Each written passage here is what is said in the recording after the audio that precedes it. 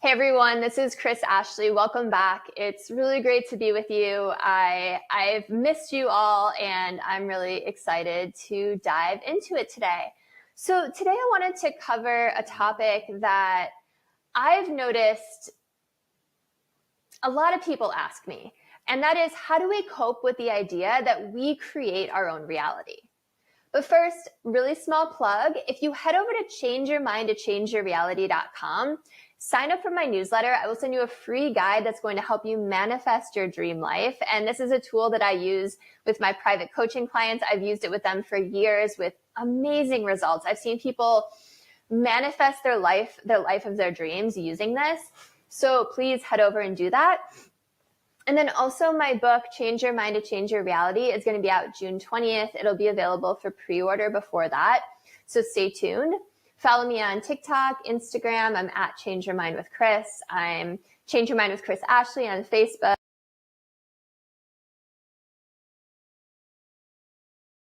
I'm all over. So podcast, YouTube, you know it. All right. So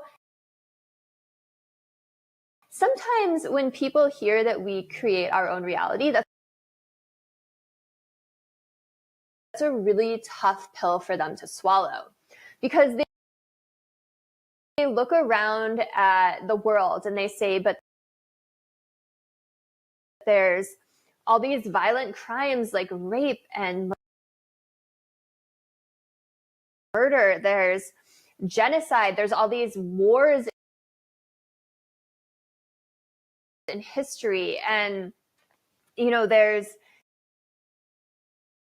there's government control, there's sexism, there's racism.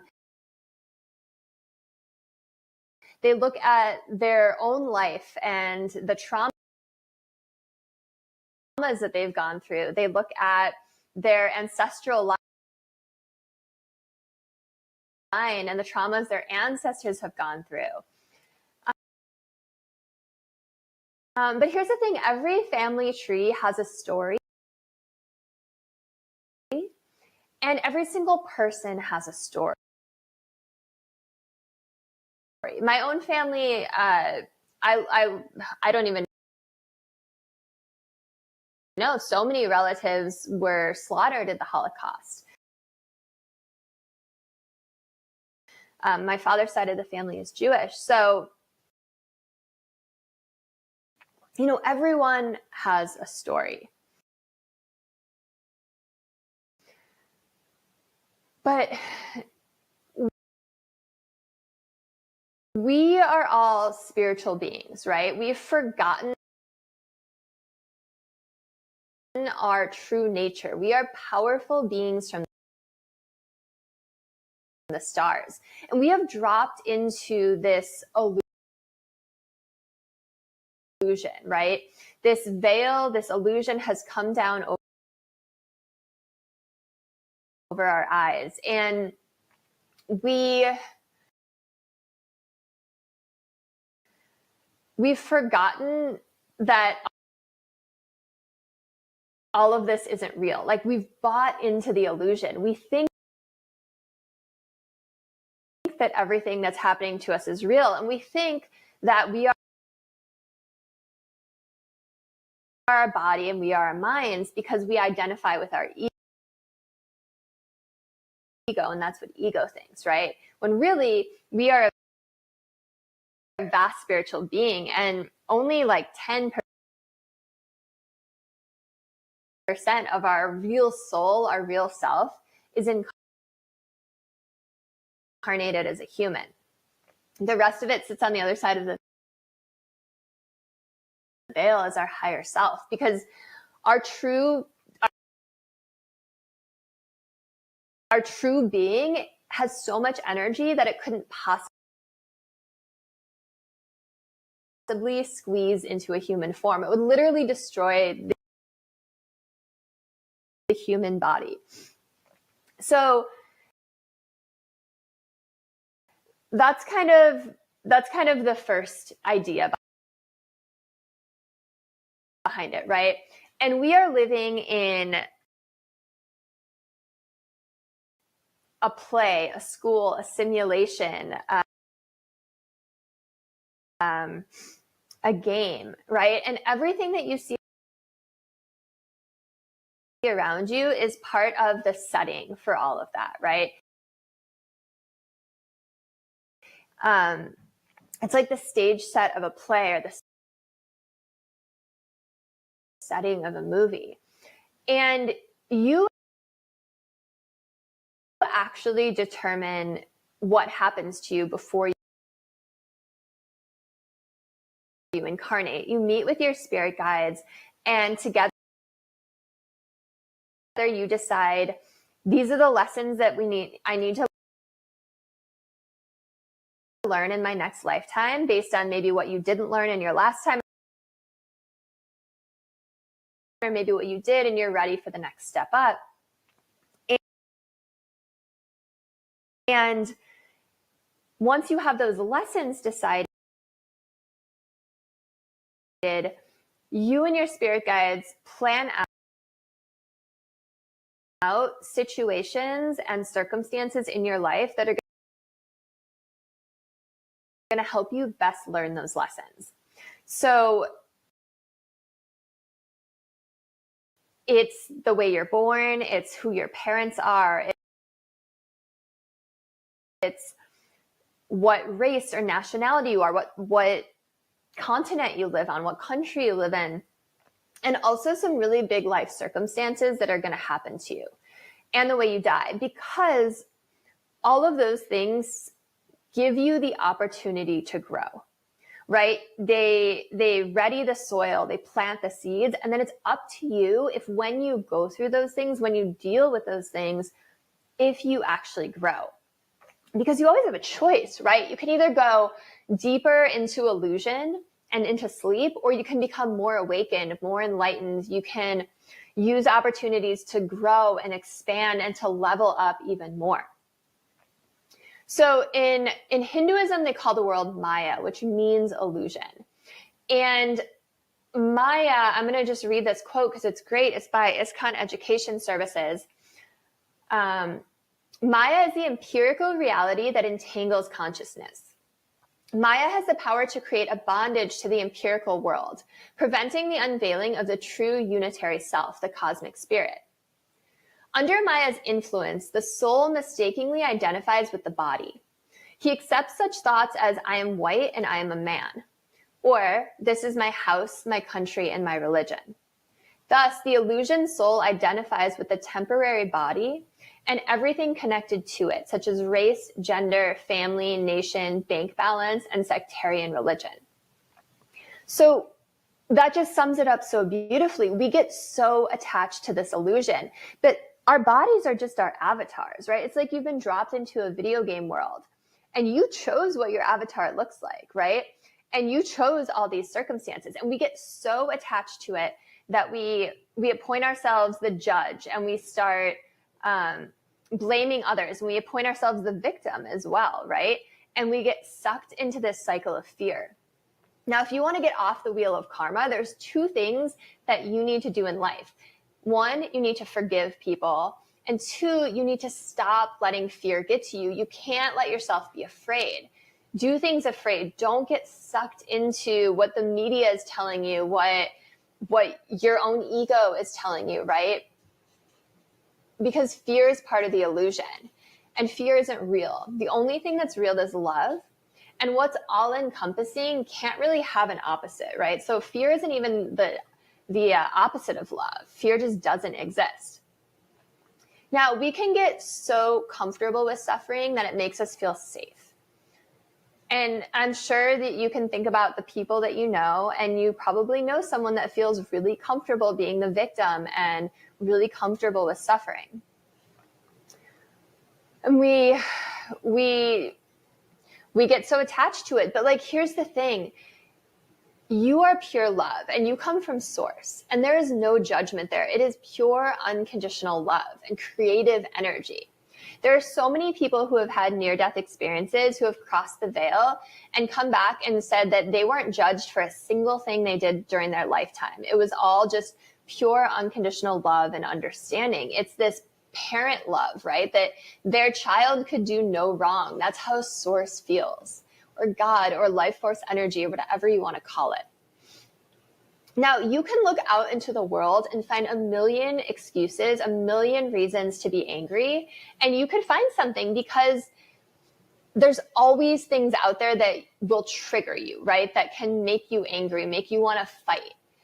But you always have a choice. Now, I've also heard ego say things like, it's easy to believe all of this from a place of privilege. But here's the thing, there is no one race, nationality, group of people, social class, anything like that, that is more powerful or less powerful. Okay, we are on an even playing field. Everyone has the power to manifest their dream life. There's no one group of people that can manifest better. It's just what these people have been taught, right? And lucky for you, you're watching this video and you're probably watching other videos like it from other teachers saying the same thing, right? You are a powerful creator. Now, quantum physics, as well as a multitude of cultures all around the world, tell us that we are all connected and that we are all one. And there's this invisible energy field. And what one person does on one side of the planet deeply affects what someone else on the other side of it does. And this is called entanglement in quantum physics. And this field is called everything from the Great Hologram to the cosmic canvas coined by Greg Braden, the quantum field of consciousness, and there's many other names for it. But reality is like a hologram where we are all projecting onto this canvas, this realm, this field, right? Humanity together is projecting onto it, and then we get shown back to us in real time, in the real world, what we're all thinking and feeling. So rather than attacking others and thinking it's us versus them and judging other people and blaming other people for your problems and playing the victim, if we could instead project peace and love and compassion and empathy and kindness, we will see that reflected in the world around us. But if you're thinking things like us versus them, you're going to help call that paradigm into existence. So we all have the ability to change our thoughts and beliefs, right? We have the capacity to change our own reality. We are all powerful creators. And my hope is that these videos and my courses and my book help you to step into your own power. I'm here to help humanity. I'm here to serve humanity because we need to rise in our level of consciousness, right? We need to help humanity ascend to the next level. Now, the best way to know if any of this works is to try it, right? Just try what I'm saying instead of judging it, instead of, getting triggered or emotionally reacting, give it a try. Like truly give it a try.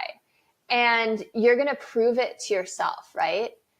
It's about not just believing what other people tell you, but actually try things and see if they work for you. Make up your own mind about things.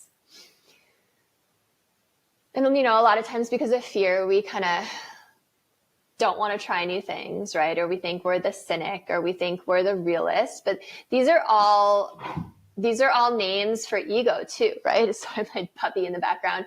Ego is the voice of the realist, the cynic.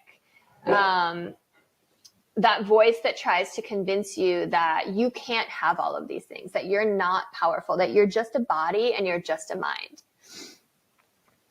Now, if you can imagine another reality, it exists. And there are countless realities going on all the time. Just look at any two opposing groups in the world, both adamantly insisting their way is the right way and everyone else's way is wrong. And there can even be next door neighbors who seem to live in different realities. So if you can think it, feel it, align yourself with it, vibrate at that frequency, see yourself living inside that life, then that reality will become yours. There's not a doubt to it. That is how the universe that we live in works. And it's alchemy, really. You're transforming darkness into light, sadness into joy, disease, dis-ease into health. And it all comes from you. I'm just checking my notes because I don't want to miss anything here. So, if you decide to look around and see a pained, sick, tormented world, then by thinking that, you are going to make it so. Whatever you get emotional about, the universe sends you more of, because your emotions is how you manifest, how you use the law of attraction. So it's kind of like the Facebook algorithm. If you're getting emotional about something, if you're giving it your attention, the universe is like, oh, you like this? You want more of it? Like, cool, I'll send you that. But you have to flip the way that you think about things. The outside world isn't happening regardless of what happens with you. The outside world is a projection of you. It's like a movie that you are projecting in real time. Okay? It's like that. If a tree falls in the woods and no one hears it, does it really fall question, right? You are creating your reality by observing. And quantum physics has so many experiments that prove this to be true. So at the end of the day, you get to make a choice about what you look at. You can look at things that make you feel angry. You can look at things that make you feel like a victim. You can look at things that make you want to go out and fight. But the only way you're actually going to change the world is by changing yourself. So change yourself first, and then offer others a hand to lift them up to your level. And don't look at things that don't align with the reality you want. If there is something in your area like, I don't know, like a real estate crash or unemployment going on, and the newspapers are saying it, and they're saying it like all over, and in casual conversation, you can simply affirm, this does not affect me. And you don't have to pay attention to any of that. Don't feed into a reality that you don't want to exist. And this isn't spiritual bypassing. It's you taking your life into your own hands. You are taking the power away from external forces, and you are putting the power back into your own hands. So I hope you can feel empowered rather than defensive at the idea that you create your own reality. I'll see you next time. Don't forget to like this, share it, give it 5 stars. Thank you all so much. Have a beautiful day.